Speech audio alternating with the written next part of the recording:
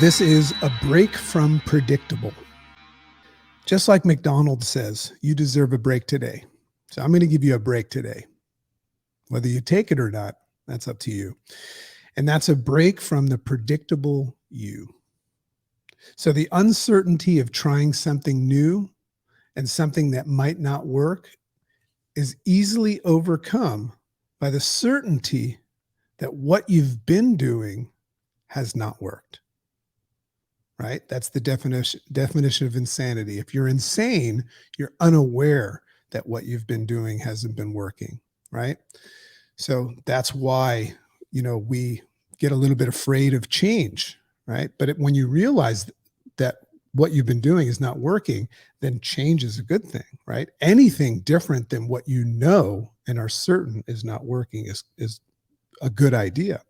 So it's okay to get uncomfortable with the uncertainty. It's okay that uncertainty is an uncomfortable thing, right? And that uncertainty is of a positive outcome because you know that you're already in a structure with a negative outcome. So it's okay to get uncomfortable with the uncertainty of a positive outcome. That's what it is, right? Isn't that funny how we're uncomfortable with the idea of succeeding?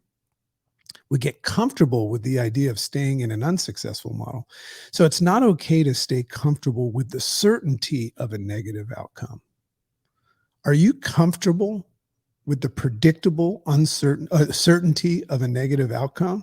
Right? If you're doing the same thing you did for the past year that didn't work, whether it's a physical, mental, or financial goal, you've gotten comfortable failing. Isn't that interesting? So did you need to hear this today?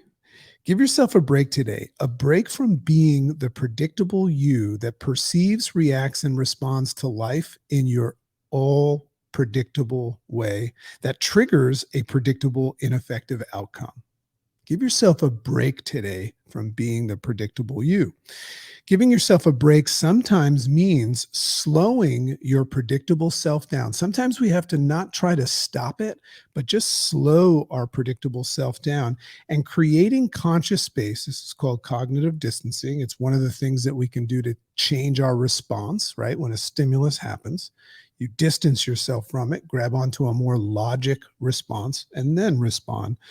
So you might need to slow your predictable self down and create that conscious space to try something new, a new perspective on your day today. That's why I hope that you heard this message at the right time, that you needed to just slow things down. A new response, a new approach to reactivity to your feelings.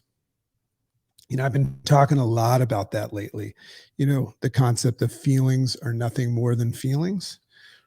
If you really learn how to embrace that and not buy into feelings and put too much thought to them so they turn into emotions, you can just say, yeah, I'm feeling, right? But if you don't associate that with who you are, oh man, your whole day changes. Because I can tell you how I feel right now, but that's just how I'm feeling. That's not how things are. So it's a new approach to reactivity to your feelings. So for today, just remain open to this discovery. That's all I'm asking or I'm encouraging you to do. Just remain open to discovering the fact that you might be comfortable with the certainty of your ineffective structure that you're in. So just remain open to this discovery and let's see what the right turn unveils rather than the same old safe turn to the left today. That's all. Take a right turn instead of that same old ineffective turn to the left. And I'd love to know what happens as a result of that. Make sense? Well, I sure hope so.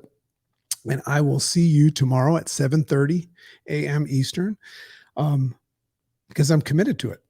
I'm committed to it. I'm committed to you. And all of the feedback that I've been getting and the people that you're sharing this with, I'm all for making this a movement. I'll be the crazy guy that leads it. I'd be happy to do that. Pass it on to somebody else at some point. But let's make a movement to step into a more conscious state and reclaim control as the dominant force of our lives. And then the last thing I wanted to say today is, I was just thinking this morning about how many things about life I love, But nothing in comparison to how much I love my family. And I know that my wife listens to this sometimes. So, that's my message to you. You know, nothing else matters. Nothing else matters. It's more than my family. So love and appreciate you all. Have an amazing day. And yeah, make it the best one ever. Bye bye now.